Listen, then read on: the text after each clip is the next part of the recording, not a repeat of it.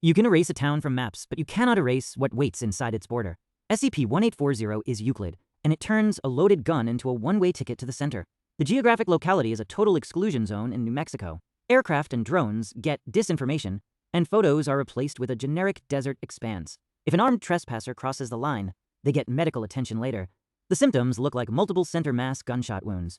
They are largely psychological. After treatment, subjects are released to local emergency services. It is framed as victims of a fugue state under the guise of being lost. Foundation operatives in the New Mexico state government sabotage preservation and mapping. Land management records are pushed until SCP-1840 is excised from the public record. The fragmentary remains of the hanging tree were once in containment.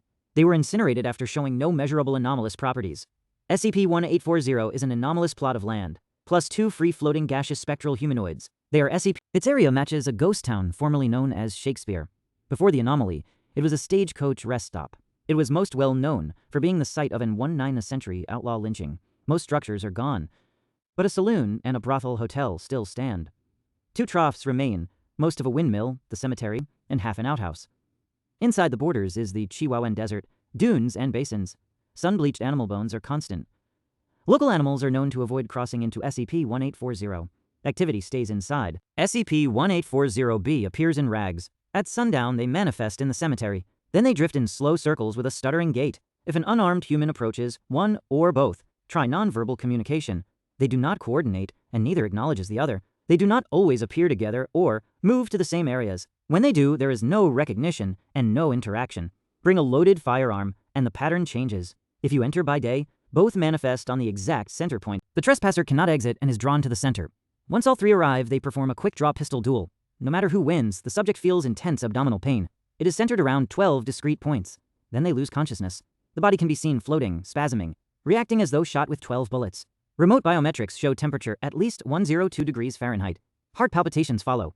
After waking, subjects taste dirt until they rinse with water. After that, SCP-1840-A returns. Observers call its movements frantic. At no point does actual harm occur beyond psychological trauma.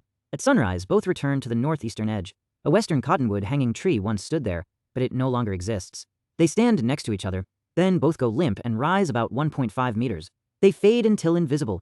Both struggle and clutch their necks as they vanish. This repeats nightly, ending as the sun rises. Genetic genealogical research links spikes in activity to the data is under peer review with that caveat. Exhuming the 2 men failed due to missing markers and records. Most gravestones are too deteriorated to recognize. A large granite stone sits in the center of the cemetery. Only the epitaph is visible. It reads, "It was worse than a crime. It was a mistake." The file cross-links SCP-1839 and SCP-1841.